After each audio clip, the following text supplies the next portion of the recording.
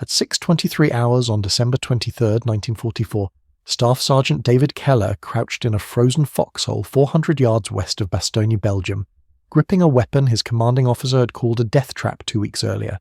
26 years old, Army Ordnance Corps, 0 combat kills with conventional weapons. The Germans had surrounded Bastogne with 3 Panzer divisions, 45,000 soldiers, and artillery that turned the Ardennes forest into a frozen hell. Keller was part of the 101st Airborne's desperate defence, cut off from supply, low on ammunition, and facing an enemy that had just broken through at 3 points along the perimeter. Around him, paratroopers huddled in foxholes carved from frozen earth. The temperature was 8 degrees Fahrenheit. Men were dying from frostbite as fast as they were dying from German artillery. The standard-issue M1919 Browning machine guns were effective against infantry, but useless against the Panzer Mark Vs and Panthers that were now supporting German infantry assaults. Anti-tank weapons were in short supply. The 101st had started the siege with 42 bazookas. By December 23rd they were down to 11, and half of those had frozen firing mechanisms. Keller had known this problem for weeks. Back in November 1944, while attached to the 9th Air Force Maintenance Depot in Luxembourg, he had watched ground crews struggle with a recurring issue. Damaged German aircraft were being salvaged for intelligence purposes, but their weapon systems were simply being scrapped. MG-151 aircraft cannons, MG-17 machine guns, perfectly functional weapons designed for aerial combat. The ordnance officer said they were useless for ground operations. Too specialised, too temperamental, required aircraft electrical systems and cooling airflow at 300 miles per hour. David Keller was a machinist, born in Brooklyn, New York to German Jewish immigrants who had fled Berlin in 1938 after Kristallnacht. His father, Jakob, had been a precision toolmaker at Siemens before the Nazis forced him out. David grew up learning metalwork in his father's small workshop in Crown Heights. By 16, he could fabricate parts to tolerances of 1/1000th of an inch. By 18, he was working at the Brooklyn Navy Yard on torpedo mechanisms. When he enlisted in the Army in September 1942, the recruiter saw machinist on his application and sent him to Ordnance Corps Technical School. Keller spent 8 months learning weapon systems, hydraulics, metallurgy. He understood what made guns work and what made them fail. When he arrived in Europe in June 1944, that mechanical mind had already identified dozens of field modifications that could improve equipment performance. On Thanksgiving Day, November 23, 1944, Keller was assigned to a salvage detail at a crash site near Luxembourg. A Focke-Wulf FW-190 had been shot down by P-47s 3 days earlier. The pilot was dead. The aircraft was a wreck. But mounted in the wings were 2 MG-151-20 aircraft cannons, 20mm caliber, electrically fired, designed to destroy bombers at 400 yards. Each cannon weighed 42 pounds. Rate of fire, 750 rounds per minute. Muzzle velocity, 2,950 feet per second. Keller stood in the wreckage and did the mathematics. A 20mm round had 3 times the kinetic energy of a .50 caliber round. It could penetrate 40 mm of armour at 500 yards. German Panzer Mark IV frontal armour was 80 mm, but side armour was only 30 mm. A weapon like this could kill tanks. The problem was making it work on the ground. The MG-151 was designed for aircraft installation. It had no trigger mechanism for hand operation. The recoil was designed to be absorbed by the aircraft's structure. The barrel cooling required 300 MIP airflow. The ammunition feed required electrical power from aircraft generators. Every technical specification said this weapon could not function as an infantry weapon. Keller pulled one of the cannons from the wreckage anyway. He loaded it onto a truck with a box of 20mm ammunition belts and drove it back to the maintenance depot. That night he started working on a solution nobody had asked him to find. The first problem was the recoil. The MG-151 generated 400 pounds of rearward force with each shot. A human shoulder could absorb maybe 60 pounds comfortably. Anything more would break bones. Keller needed a recoil dampening system. He found the solution in a destroyed M4 Sherman tank sitting in the depot salvage yard. The Sherman's hydraulic traverse system used oil-filled cylinders to absorb recoil from the 75mm main gun. Keller pulled one of the smaller hydraulic dampeners from the turret mechanism. It was designed for 15,000 pounds of force, massively over-engineered for what he needed. He spent 3 nights fabricating an adapter. The hydraulic dampener would mount between the cannon's receiver and a heavy steel base plate. When the weapon fired, the recoil would compress the hydraulic cylinder instead of transferring force to the operator. The mathematics worked. on 400 pounds of recoil, absorbed over 6 inches of hydraulic travel, reduced to approximately 40 pounds of residual force. Manageable. The second problem was the trigger mechanism. The MG-151 used an electrical solenoid activated by a button on the aircraft's control stick. Keller needed a mechanical trigger that could be operated by hand without electrical power. He found the answer in a damaged Browning automatic rifle. The bar's trigger group was mechanical, spring-loaded, reliable. Keller modified the trigger bar to strike a mechanical firing pin he fabricated from hardened steel. The firing pin would impact the cannon's electrical primer hard enough to detonate it without electricity. It took 47 attempts to get the spring tension right. Too weak, and the primer wouldn't fire. Too strong, and the trigger pull would be impossible. The third problem was the mounting system. The cannon needed a stable platform that could traverse and elevate. Keller fabricated a tripod from steel I-beams, salvaged from a destroyed German bunker. The tripod weighed 87 pounds, but it was stable enough to handle the weapon's recoil. He added a salvaged German MG-42 cradle for traverse and elevation control. The fourth problem was ammunition feed. The MG-151 used electric motors to feed belts from ammunition boxes. Keller replaced the electric system with a manual hand crank mechanism. An operator would manually advance the belt between bursts, slower than the electric feed, but it worked without power. The fifth problem was cooling.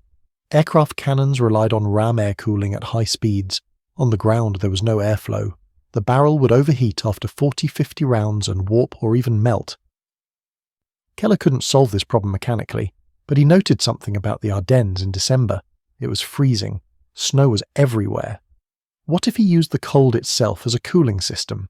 He wrapped the barrel in wire mesh and planned to pack it with snow during combat.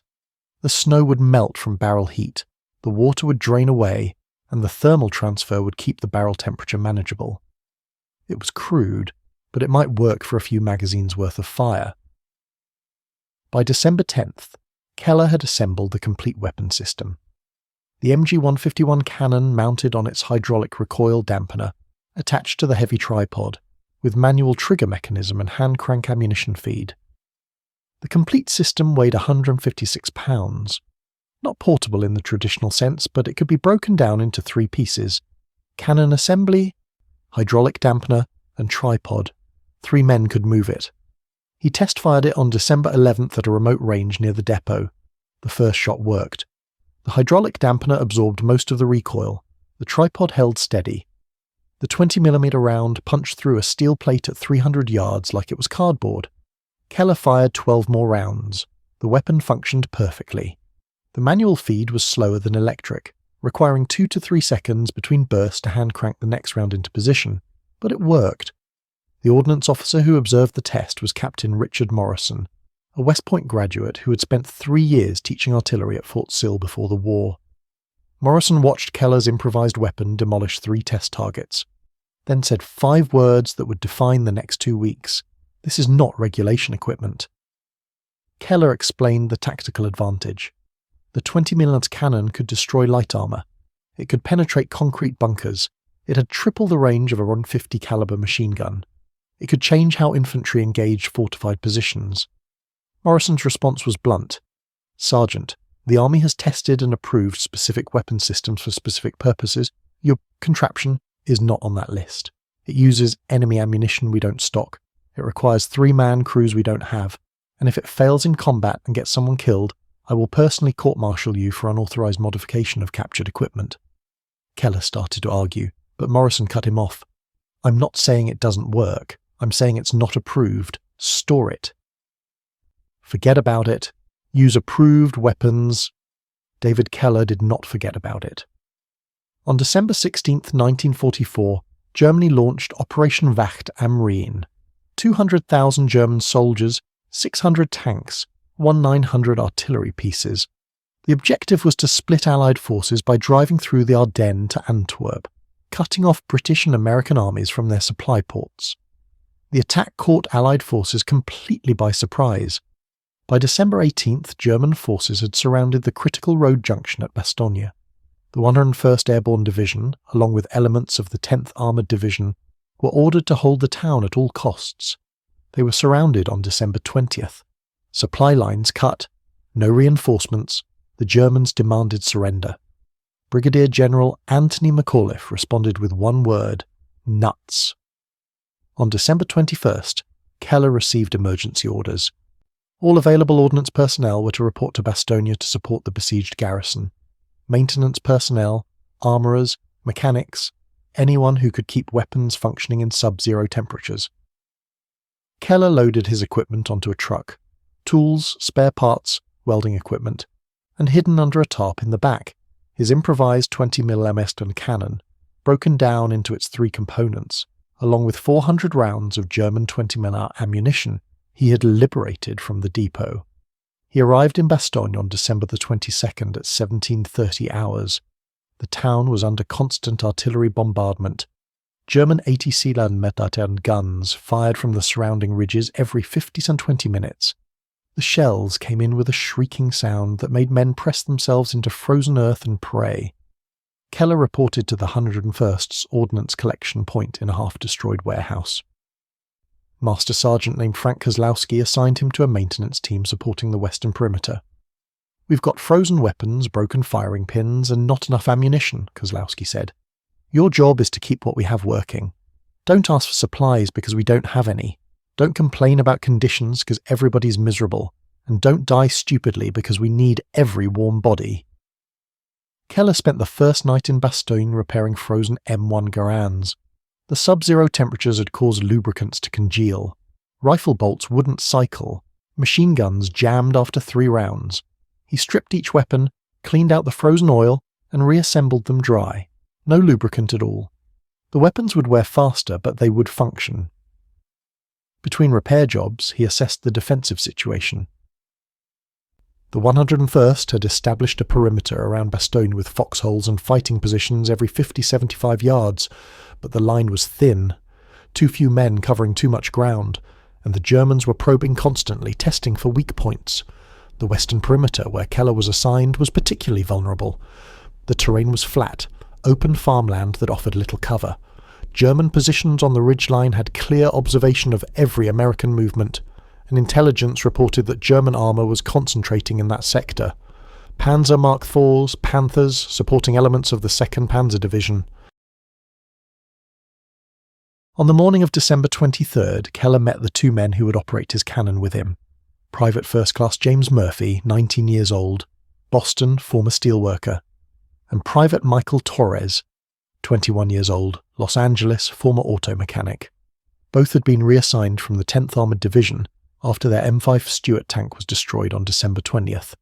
Neither had infantry training. They were tank crew without a tank. Keller showed them the 20mm cannon. Murphy's first words: "What the hell is that?"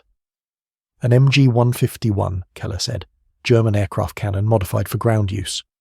Torres studied the weapon for a long moment. "Does it work?" "Yes." "Will it kill tanks?" "Side armour, yes. Frontal armour, no." Murphy asked the question that mattered. "Is this approved?" Keller paused, then told the truth. "No." Both men looked at each other. Then Murphy shrugged. "We're surrounded by Germans in the coldest winter in 50 years with no supplies and no way out. I'll take any weapon that works." Torres nodded agreement. The 3 of them carried the cannon components to a position on the western perimeter at 45 hours. The position was a former Belgian farmhouse, now reduced to rubble by German artillery. The stone foundation and partial walls provided cover. The field of fire extended 600 yards west across open farmland toward German positions in a tree line. They assembled the weapon in 11 minutes. Tripod first, staked into frozen ground. Hydraulic dampener attached to the tripod mount. Cannon attached to the dampener. Manual feed mechanism installed. Ammunition belt loaded. They packed the barrel shroud with snow and added more snow around the hydraulic cylinder for additional cooling. At 6:23 hours, as Keller checked the weapon's sight alignment, he heard it. The sound that made every soldier in Bastogne press themselves into the earth. The deep rumbling growl of diesel engines, tanks.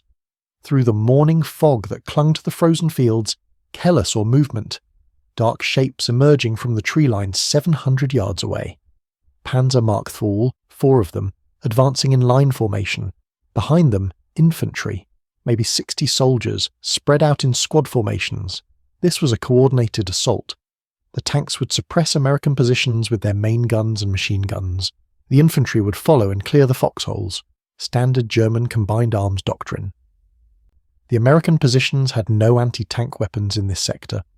The nearest bazooka team was 200 yards south, already engaged with German probes on that flank. The 30 and 50 caliber machine guns positioned along the perimeter were useless against armor. Keller made a decision. If you want to see how Keller's salvaged aircraft cannon performed against Panzer armor in the frozen hell of Bastogne, please hit that like button. It helps us share more forgotten stories from the Battle of the Bulge. Subscribe if you haven't already. Back to Keller. He traversed the 20mm cannon to track the lead Panzer, now 650 yards out. The tank was moving at walking speed across the frozen field. Keller could see every detail through the makeshift sight he'd fabricated from bar components. The Panzer's side armour was exposed, 30mm of steel. The 20mm round at this range had enough kinetic energy to penetrate. Murphy crouched beside the cannon with his hand on the manual feed crank. Torres was stacked with ammunition boxes ready to feed new belts. The weapon was loaded with 40 rounds in the first belt. Keller aimed at the lead tank's side just below the turret where the armour was thinnest. He controlled his breathing. The hydraulic dampener was untested in actual combat. If it failed, the recoil would tear the weapon from its mount and possibly break Keller's shoulder. But the mathematics were sound. It would work. He squeezed the trigger. The cannon fired with a sound unlike anything on that battlefield. Not the crack of a rifle or the rattle of a machine gun, a deeper, sharper report. The 20mm round left the barrel at 2,950 feet per second.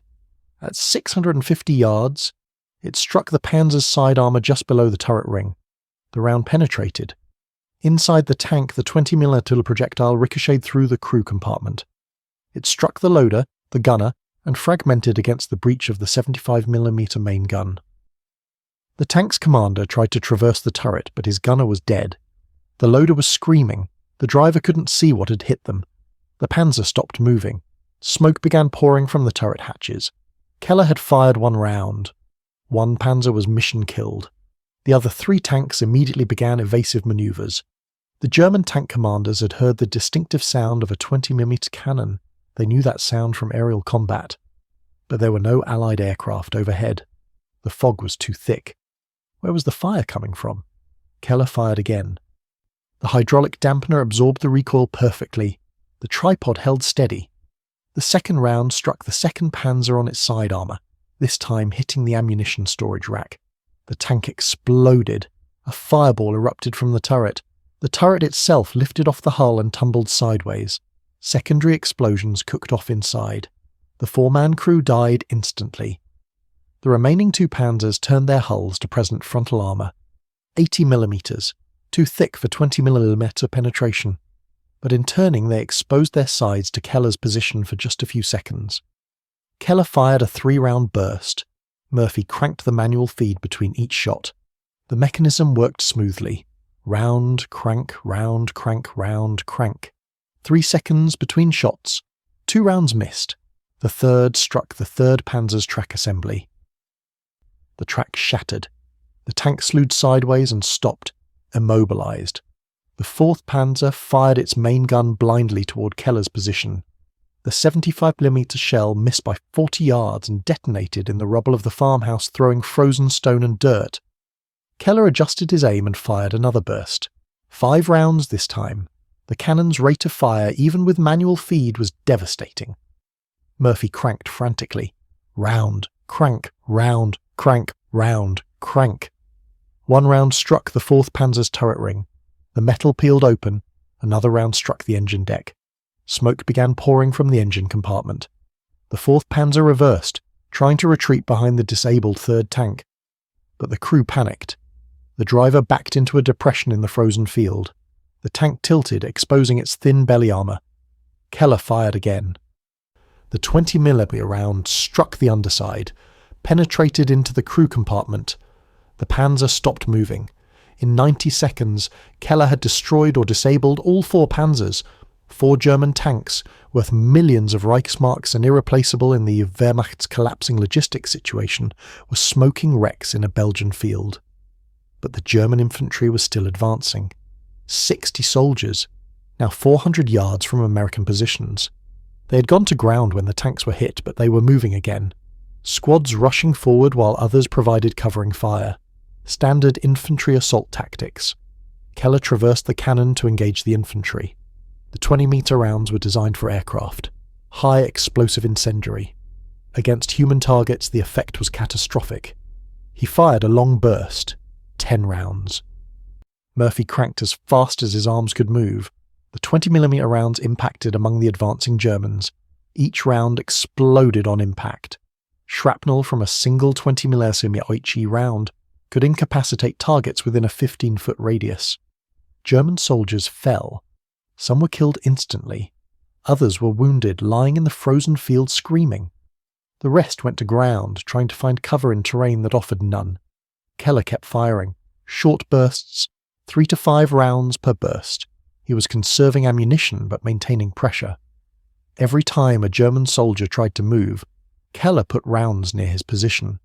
The snow packed around the cannon's barrel was melting from the heat. Water dripped onto the frozen ground. Torres grabbed more snow from a nearby drift and packed it around the barrel shroud. The improvised cooling system was working. By 06:35 hours, Keller had fired 38 rounds. The German infantry assault had stopped. Dead and wounded soldiers littered the field. The survivors were retreating back toward the tree line, carrying their wounded. American paratroopers along the western perimeter had watched the entire engagement. They had seen 4 Panzers destroyed in 90 seconds.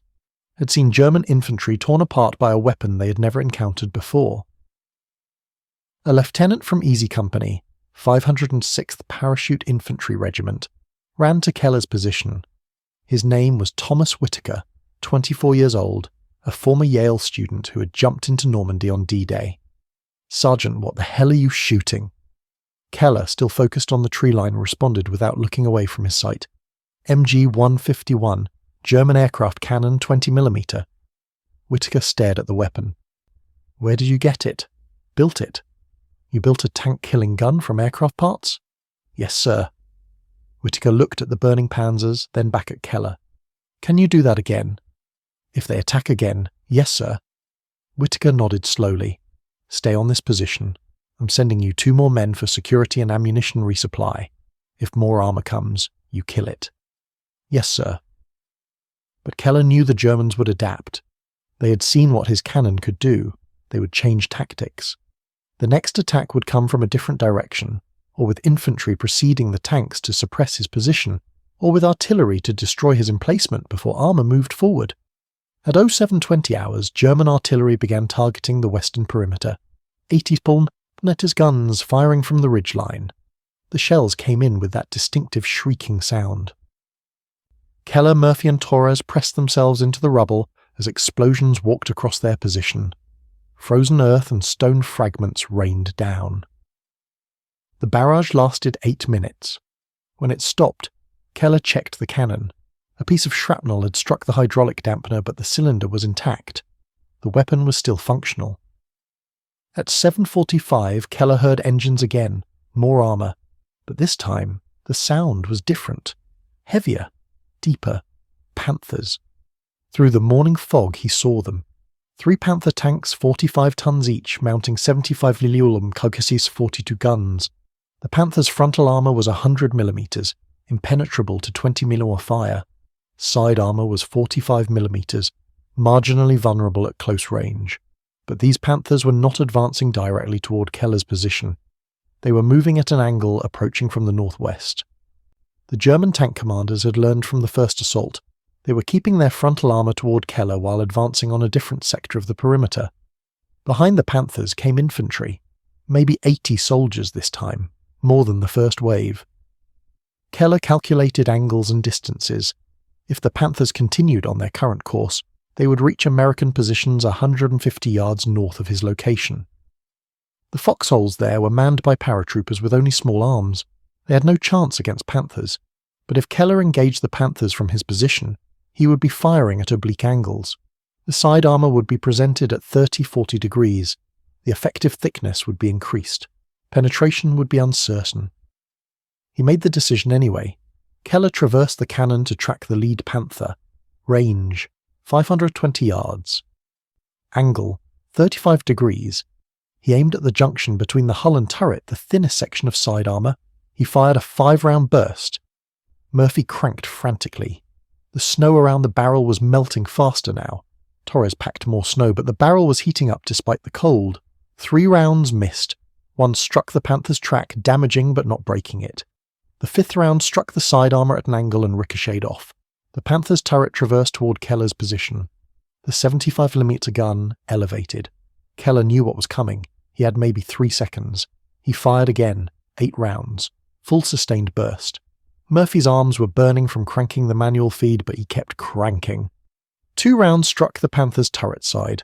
One penetrated through a vision port. The round exploded inside the turret. The commander and gunner died instantly. The Panther stopped moving, but the second Panther had acquired Keller's position. The 75mm gun fired. The shell struck the rubble 15 feet from Keller's position. The explosion was catastrophic. Stone, frozen earth, and metal fragments filled the air. The concussion knocked all 3 men flat. Torres screamed. Shrapnel had struck his left arm and chest. Blood sprayed onto the frozen ground. Murphy, dazed and partially deafened, crawled to Torres and tried to apply pressure to the wounds. Keller's ears were ringing. His face was bleeding from small cuts where stone fragments had hit him. But the cannon was intact. The hydraulic dampener had held. The tripod was shifted slightly but still stable. He adjusted the aim and fired at the second Panther. The range was now 480 yards. The angle was worse. He aimed for the engine deck, the thinnest armour on any tank. 6 rounds. 3 missed high. 2 struck the engine deck without penetrating. The 6th round hit the engine access panel, a weak point where maintenance crews opened the engine compartment. The round penetrated. Inside the engine compartment, the 20mm HE round detonated among the Maybach engine's fuel lines. Fire erupted. The Panther's crew bailed out immediately, knowing that engine fires often spread to the ammunition storage. The 3rd Panther turned and retreated. Its commander had watched 2 Panthers destroyed in less than 2 minutes. The calculation was simple. Whatever weapon was firing had enough killing power to justify withdrawal. The German infantry, seeing their armour support retreating, also fell back. Keller's second engagement was over. He had destroyed or disabled 5 more enemy tanks, but Torres was badly wounded and needed immediate evacuation. Murphy was helping him walk toward the aid station 200 yards behind the perimeter. Keller was alone with the cannon. At 08:15, Lieutenant Whitaker returned with Captain Morrison, the same ordnance officer who had told Keller to store his contraption and forget about it. Morrison stood in the rubble, looking at the burning Panthers in the distance, then at the improvised cannon. Morrison's first words, "Sergeant Keller, you are in violation of approximately 12 different regulations regarding unauthorized weapon modifications and use of enemy equipment." Keller, exhausted and bleeding from a dozen small wounds, said nothing. Morrison continued, "You're also the only reason this sector didn't collapse this morning. How many tanks?" 7 destroyed or disabled, sir. 4 Mark IVs, 3 Panthers. Infantry casualties? Unknown, sir. Maybe 20 killed, more wounded. Morrison looked at the cannon again. Can you keep it operational? The barrel is overheating despite snow cooling. I estimate another 40 to 50 rounds before the barrel warps. The hydraulic dampener took shrapnel but is still functional.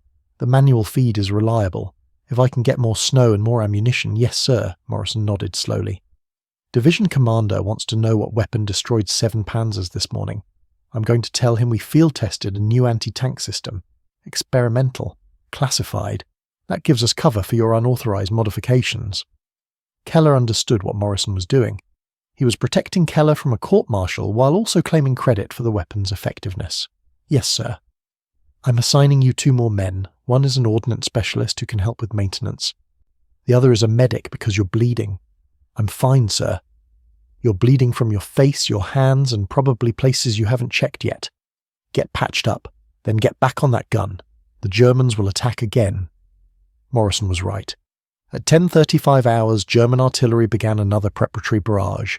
This time, the shells were targeting Keller's specific position. The Germans had identified where the devastating 20mm fire was coming from. They were trying to destroy the weapon before launching another assault. 80 80mm shells screamed in and exploded around the ruined farmhouse. Keller had moved the cannon 40 yards east to a different position, anticipating this. The German artillery was bracketing empty ground, but one shell came close. The explosion threw Keller against the stone foundation. He felt ribs crack.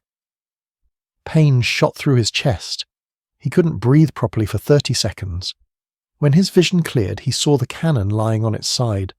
The tripod had been knocked over by the concussion. The new ordnance specialist, a corporal named Stephen Randall, helped Keller right the weapon. The tripod's legs were bent but still functional. The hydraulic dampener was intact. The cannon itself was undamaged. At 11:10 hours, the German assault began again. This time they came from 2 directions simultaneously. 4 Panzer Mark IVs from the northwest, 3 Stuggy 3 assault guns from the west, infantry following both armoured columns. The Germans were using superior numbers and multiple axes of attack to overwhelm Keller's position. Keller made a tactical decision. He couldn't engage both groups effectively. He chose to focus on the Stug 3s because they were closer and presented slightly better targets. The Stug 3 had 50mm frontal armour but only 30mm side armour. He opened fire at the lead Stug at 450 yards. 6 rounds. The manual feed was getting slower. Randall was cranking, but he didn't have Murphy's rhythm yet. The delay between shots was 45 seconds instead of 2-3. 3 rounds struck the Stug's side armour. 2 penetrated. The vehicle stopped. Smoke pouring from the crew compartment. The second Stug fired back. The 75mm shell missed by 20 feet, but the concussion was still violent. Randall was thrown backward. The ammunition belt disconnected. Keller had to manually reload while the second Stug traversed its gun for another shot. He got the belt loaded, aimed, fired. 7 rounds this time. 4 struck the Stug. 1 penetrated the engine deck. Fire erupted. The crew bailed out. The third Stug and the 4 Panzer Mark IVs were now 300 yards out. Too many targets. Keller couldn't engage them all before they reached American positions. But then the American artillery that had been silent for hours due to ammunition shortage suddenly opened fire. 105mm howitzers from the 101st Artillery Battalion. Someone had gotten through with an ammunition resupply, probably by airdrop. The artillery shells impacted among the German armour. 1 Panzer took a direct hit and exploded. Another was immobilized by a near miss that damaged its tracks. The third Stug retreated. The German assault broke up under the combined fire of Keller's cannon and American artillery. The remaining tanks withdrew. The infantry went to ground or retreated. Keller had been in continuous combat for 5 hours. He had engaged 12 German armoured vehicles, destroyed or disabled 9 of them, killed or wounded an estimated 35-40 enemy soldiers. But the cannon was failing. The barrel was discoloured purple from heat despite the snow cooling. The rifling was beginning to wear. The manual feed mechanism was grinding. The spring that returned the crank handle had weakened, making it harder to operate. And Keller had only 60 rounds of 20mm centers ammunition remaining. At 11:45, Lieutenant Whitaker ordered Keller to relocate to a reserve position and rest. 2 other machine gun teams would take over the sector. Keller, Randall, and the medic, a private named Lewis, broke down the cannon and moved it 300 yards east to a partially destroyed barn. Keller's ribs were making every movement painful. He was pretty sure at least 2 were broken. The medic wrapped his chest with whatever bandaging was available. Not much. Keller collapsed against the barn wall and closed his eyes. He had been awake for 27 hours. He fell asleep immediately. He woke 90 minutes later to the sound of small arms fire. Someone was shaking him. Randall. Sergeant. Germans are inside the perimeter. They infiltrated through the northern sector. They're 200 yards from division headquarters. German infantry had penetrated the American lines during the confusion of the morning's armoured assaults. Maybe 40 soldiers, possibly more. They were moving through Bastogne's ruins toward critical command and supply positions. Keller stood up, pain shooting through his ribs. The cannon was still disassembled. No time to mount it properly. He had a different idea. "Help me mount the cannon on the barn floor, no tripod, just the hydraulic dampener directly on the ground." Randall understood immediately. The recoil would be absorbed by the earth itself. The weapon would be stable but immobile, a fixed defensive position. They assembled it in 4 minutes. The cannon pointed north toward the ruins where German infantry were moving. Range, 150, 200 yards. Close quarters for a 20mm cannon designed for aerial combat at 600+ yards. At 13:30, Keller saw movement. German soldiers, maybe a dozen, moving between ruined buildings. They were wearing winter camouflage, white smocks over their uniforms. Hard to spot against the snow. Keller aimed at a building wall where he estimated the Germans would appear next. He fired a 3-round burst. The 20 mm rounds struck the stone wall and exploded. The wall collapsed. 2 German soldiers who had been using it for cover were crushed. The remaining Germans went to ground. They knew they were being engaged by something heavy, but couldn't identify the source. The remaining Germans went to ground. They knew they were being engaged by something heavy, but couldn't identify the source. The 20mm cannon's report echoed through the ruins, making it difficult to pinpoint the exact firing position. Keller waited. Patience was essential. The Germans would have to move eventually. They were behind American lines with limited ammunition and no support. Their only option was to push forward toward their objective or retreat back through the perimeter. At 13:42, they chose to push forward. A squad of 8 Germans rushed from cover, attempting to cross an open street toward what remained of Bastogne's town square. They were 180 yards from Keller's position. Moving fast, weapons ready, professional soldiers executing a tactical movement.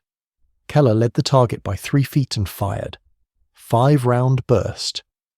Randall wasn't cranking anymore. The fixed position meant they had preloaded multiple belts in sequence. The cannon could fire sustained bursts without manual feed delays. 4 of the 5 rounds found targets. The 20mm HE rounds detonated among the running Germans. 3 soldiers fell immediately, dead or catastrophically wounded.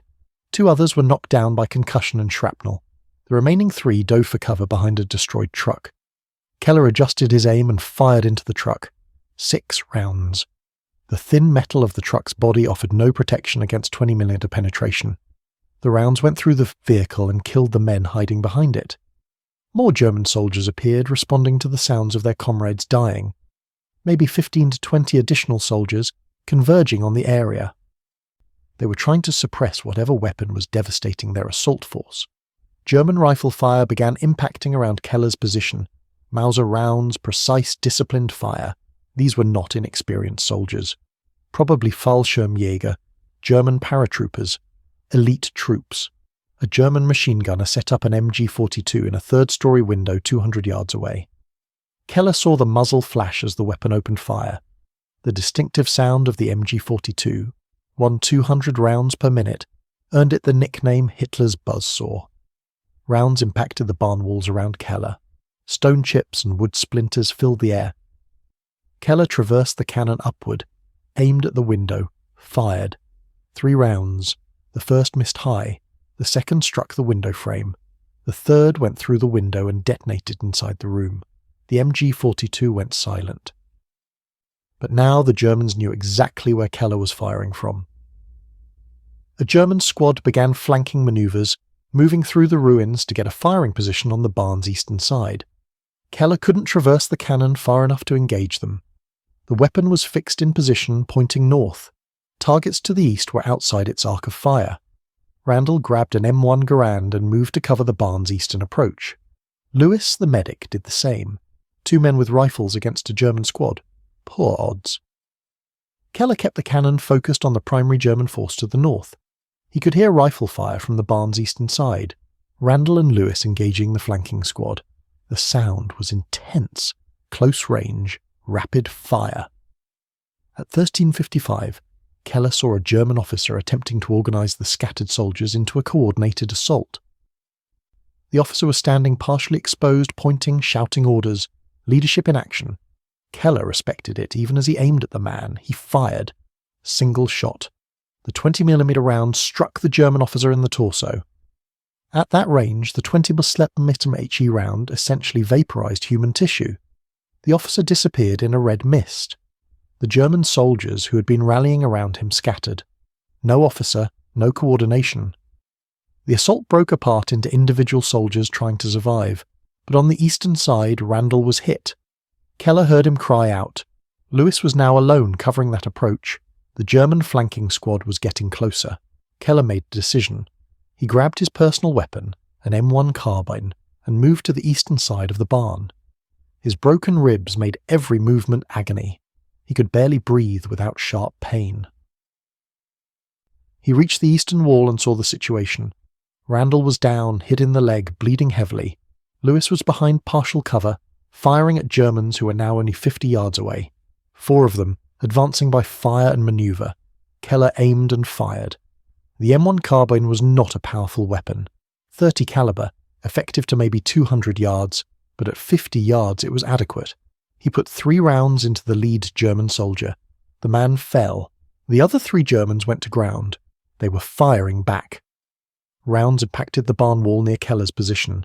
Lewis fired again, hit another German in the shoulder. The firefight lasted 90 seconds.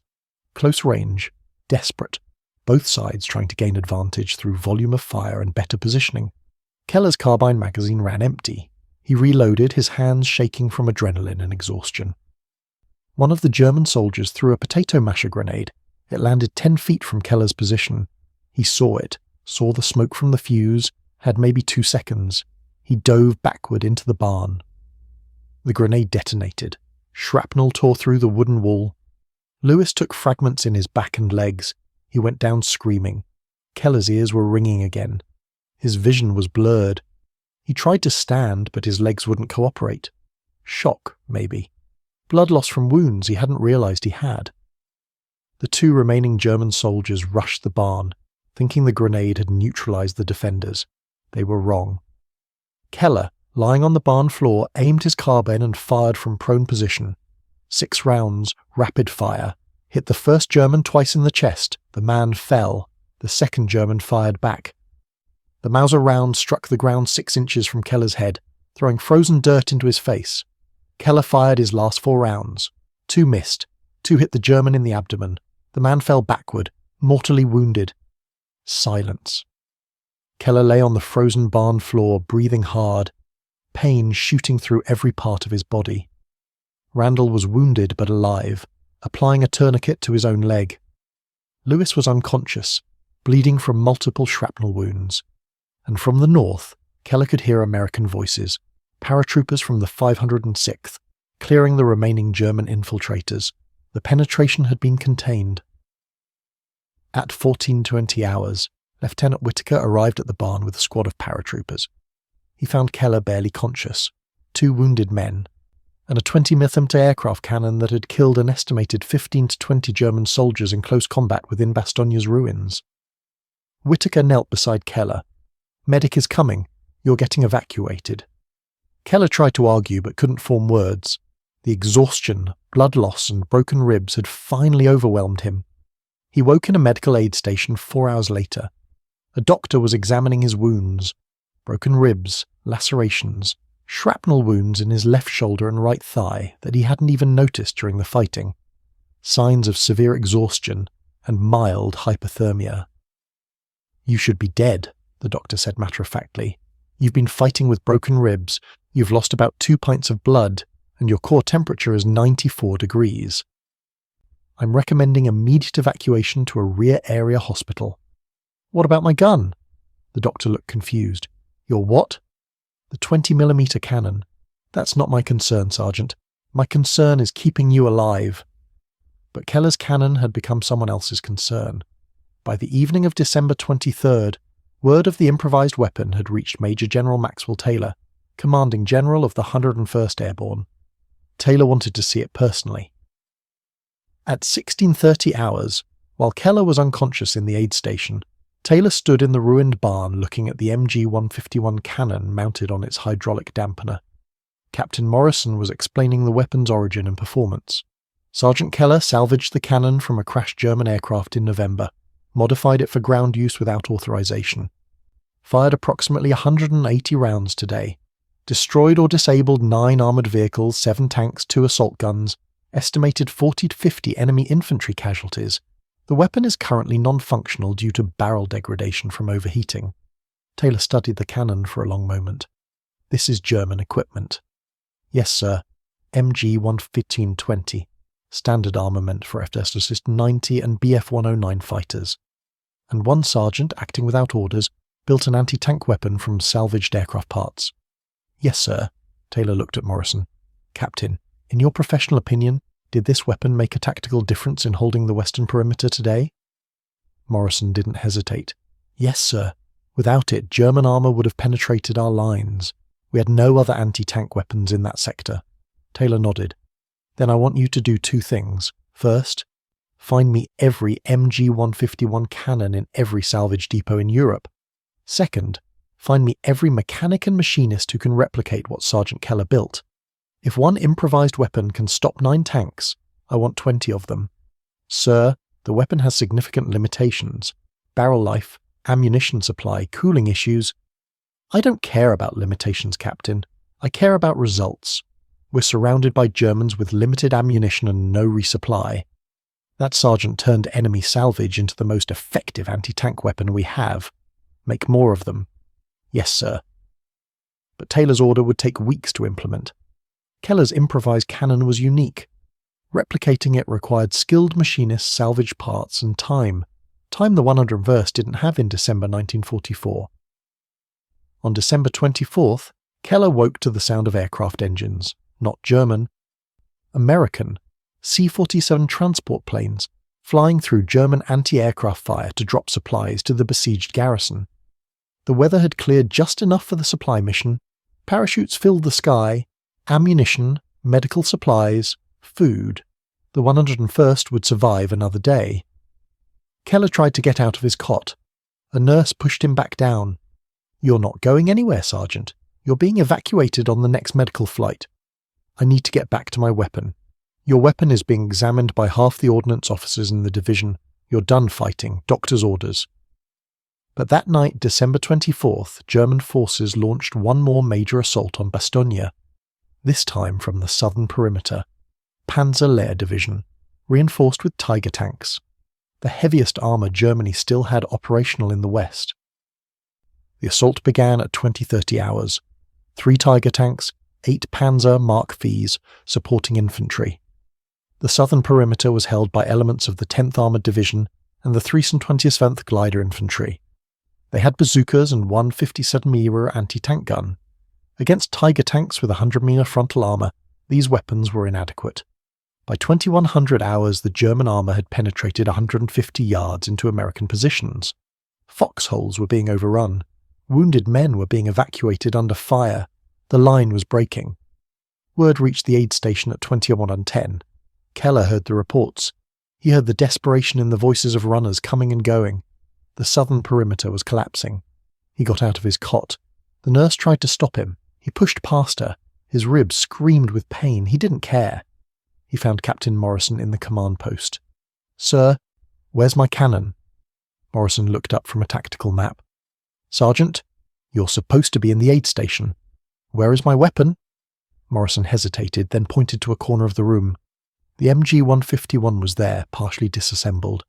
The barrel is destroyed. We don't have a replacement. The weapon is non-functional.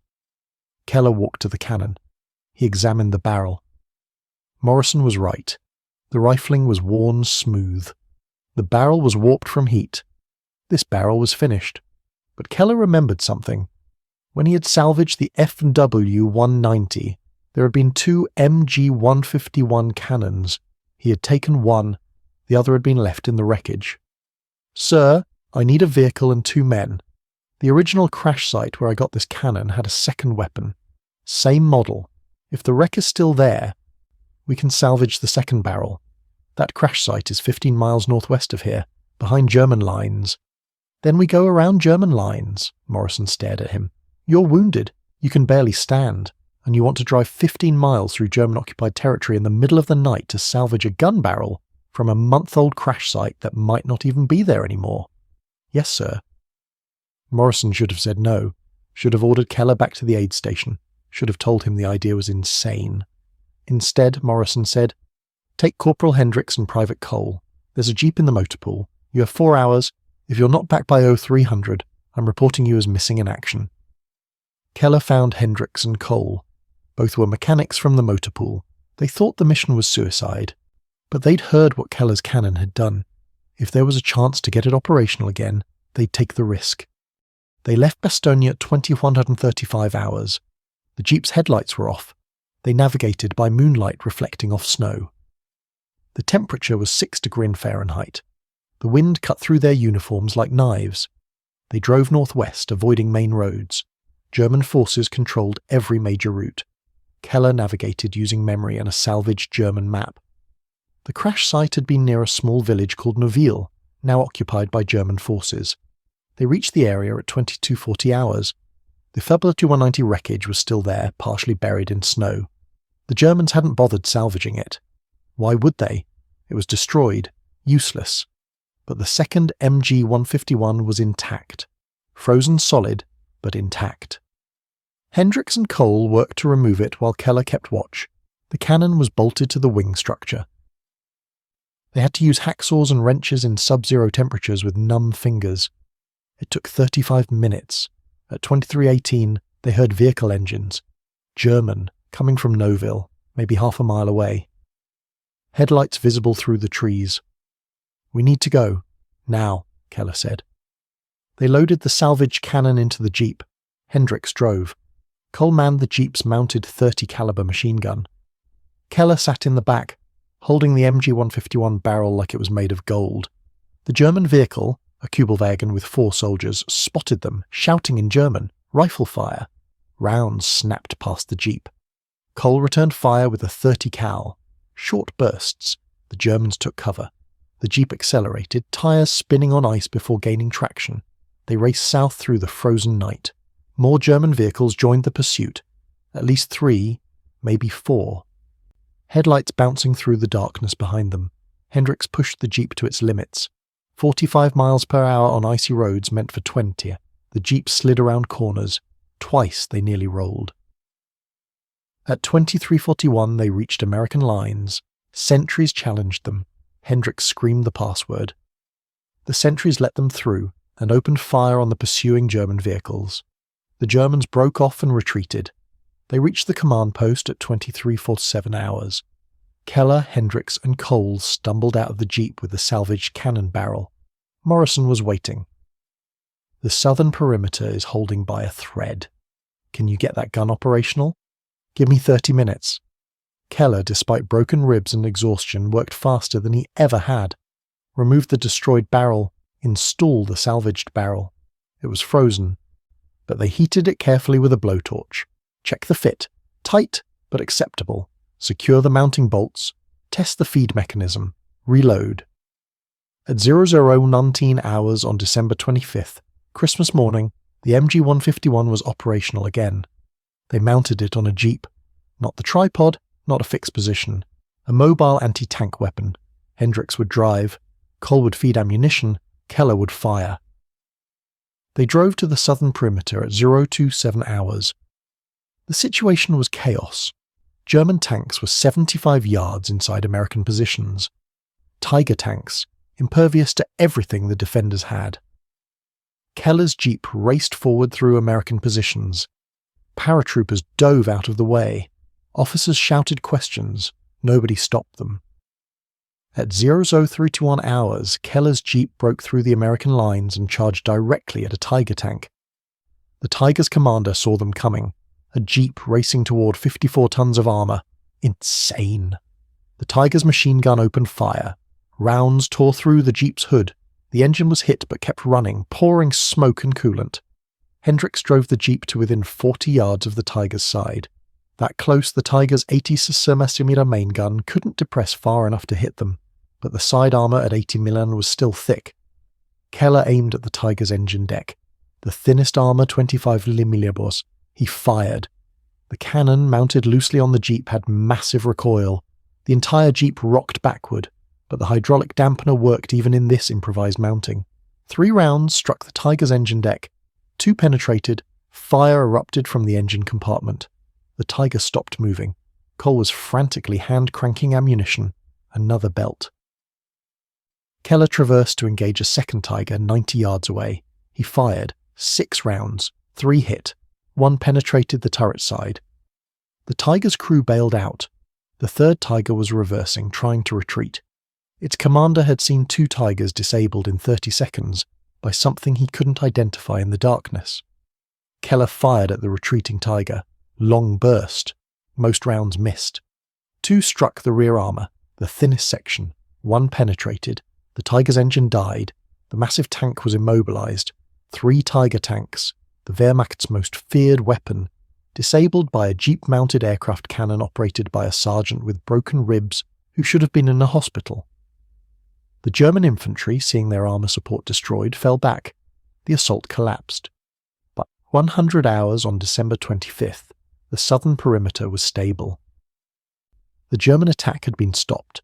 Keller's Jeep limped back to American lines. The engine was dying. The Jeep was riddled with bullet holes, but the cannon was intact. At UR 130, General Taylor personally came to the southern perimeter. He found Keller sitting on the ground next to the smoking Jeep, the MG-151 still mounted on its improvised platform. Taylor didn't say anything for a long moment. He just looked at the burning Tigers in the distance, then at Keller, then at the improvised weapon. Finally, "Sergeant, I'm told you drove behind enemy lines tonight to salvage a gun barrel. Then you mounted that gun on a Jeep and charged 3 Tiger tanks." "Yes, sir. That's the most recklessly brave thing I've heard in my entire military career." "Thank you, sir. I'm recommending you for the Distinguished Service Cross. And I'm also ordering you to the aid station immediately. If you argue, I'll have you carried there." "Yes, sir." Taylor started to walk away, then turned back. "What you built, Sergeant. That weapon. It saved lives. More than you'll ever know. We're going to make more of them, but there's only one of you." On December 26, 1944, elements of Patton's Third Army broke through German lines and reached Bastogne. The siege was over. The 101st Airborne had held. Keller was evacuated to a hospital in France on December 27th. His broken ribs required immobilization. His wounds required proper treatment. He spent 3 weeks in the hospital, followed by another month of light duty. He never saw his cannon again. The MG-151 was sent to an ordnance evaluation facility in England. Army engineers studied it, documented it, tested it. They confirmed everything Keller had proven in combat. The weapon was effective against light armour, devastating against infantry, and suffered from critical barrel life and cooling limitations. By the time the evaluation was complete, the war had moved on. The Ardennes offensive had failed. German forces were retreating across the Rhine. The need for improvised anti-tank weapons was diminishing. American industry was producing purpose-built weapons faster than field modifications could be implemented. Keller's design was filed away, a footnote in ordnance reports. The official documentation credited unidentified ordnance personnel with the modification. Keller's name didn't appear. He returned to duty in February 1945, assigned to a maintenance depot in France.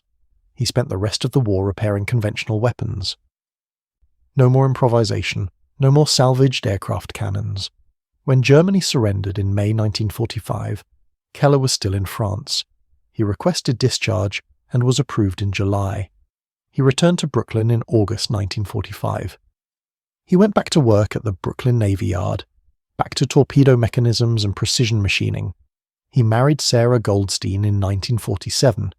They had 3 children.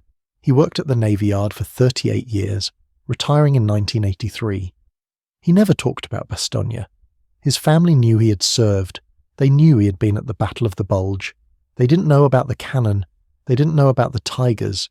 They didn't know their father had built a weapon from salvaged aircraft parts and used it to destroy 12 German tanks over 2 days of combat. In 1989, a military historian named Dr. Robert Henderson was researching improvised weapons of World War II. He found a brief reference in an ordnance report from December 1944. Modified MG 151 20-aircraft cannon employed by 101st Airborne at Bastogne. Effective against light armour. Operator unknown. Henderson spent 3 years tracking down veterans who had been at Bastogne. He interviewed hundreds of men. Most had never heard of an aircraft cannon. A few remembered rumours of a super gun on the western perimeter. Finally, he found Lieutenant Thomas Whitaker, retired, living in Connecticut. Whitaker remembered. There was a sergeant, ordnance guy. He had this crazy gun he'd built from a crashed German plane, destroyed 6 tanks on the first day. I tried to get him a medal, but the paperwork got lost when we were surrounded. Never saw him again after December 26th. Henderson asked for a name. Whitaker thought for a moment. Keller. David Keller. From New York, I think. Henderson found David Keller in Brooklyn in 1992. Keller was 74 years old, still working part-time as a machinist at a small tool shop. His wife had died 2 years earlier. His children visited on weekends. Henderson explained his research. He wanted to document Keller's weapon for a book on battlefield innovation. Keller's response. It was a long time ago. Henderson pressed. He wanted details. Technical specifications. Combat accounts. How had Keller conceived the idea? How had he solved the engineering problems? Keller finally agreed to one interview. They met at Keller's small apartment in Crown Heights. Henderson recorded the conversation. The interview lasted 4 hours. Keller described everything. The salvage depot, the mathematical calculations, the hydraulic dampener from the Sherman tank, the manual feed mechanism, the snow cooling, the combat on December 23rd, the mission behind enemy lines, the Tigers on Christmas morning. When Henderson asked why Keller had never told this story, Keller said, "Because other men died. I built a gun and I survived. That's not heroism, that's just engineering." Henderson published his book in 1994, Improvised Weapons of World War II. Keller's cannon was featured in Chapter 7. The book sold modestly. Military history enthusiasts read it. Most people ignored it. David Keller died on March 15, 1998.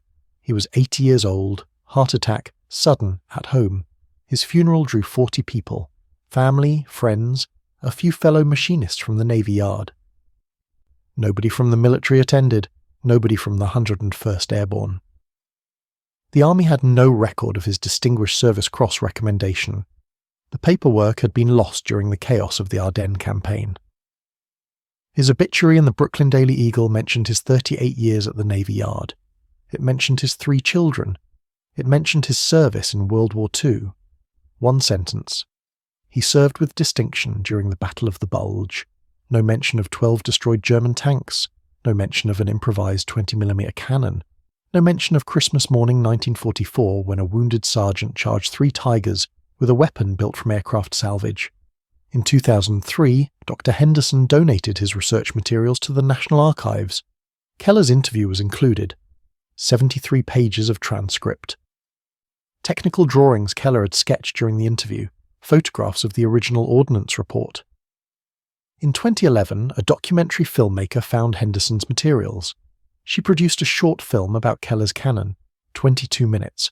It aired once on the military channel at 2 a.m. Fewer than 10,000 people watched it. Keller's children saw the documentary.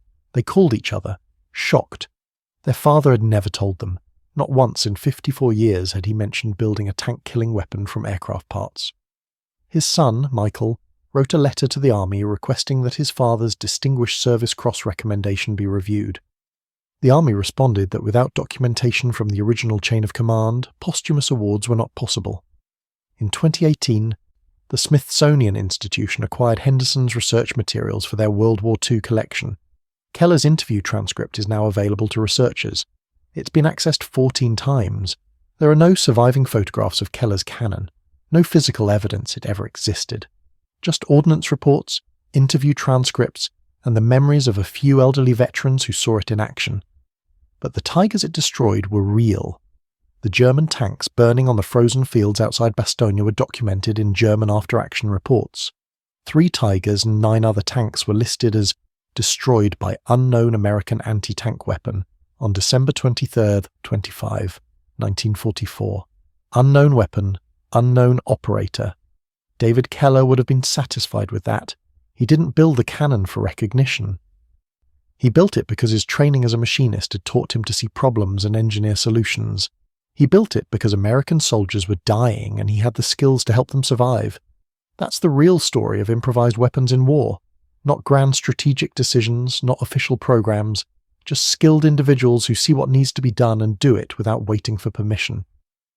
The next time you hear about battlefield innovation, remember that somewhere behind the sanitized official reports and the classified technical documents, there was probably a sergeant with grease-stained hands who built something incredible from salvage parts because men were dying and regulations could wait. David Keller saved lives. Maybe dozens, maybe hundreds if you count the German assault that failed because Tiger tanks couldn't advance. He did it with a weapon that officially never existed, operated by a man the army forgot to recognize. He went home to Brooklyn. He raised a family. He worked an honest job. He died quietly. The cannon that killed 12 German tanks disappeared into history. The man who built it disappeared with it. Until now. If this story moved you the way it moved us, do me a favor, hit that like button. Every single like tells YouTube to show this story to more people. Hit subscribe and turn on notifications. We're rescuing forgotten stories from dusty archives every single day. Stories about machinists and sergeants who saved lives with salvaged aircraft cannons and improvised courage. Real people. Real heroism. Drop a comment right now and tell us where you're watching from. Are you watching from the United States, United Kingdom, Canada, Australia? Our community stretches across the entire world. You're not just a viewer. You're part of keeping these memories alive. Tell us your location. Tell us if someone in your family served. Just let us know you're here. Thank you for watching, and thank you for making sure David Keller doesn't disappear into silence. These men deserve to be remembered, and you're helping make that happen.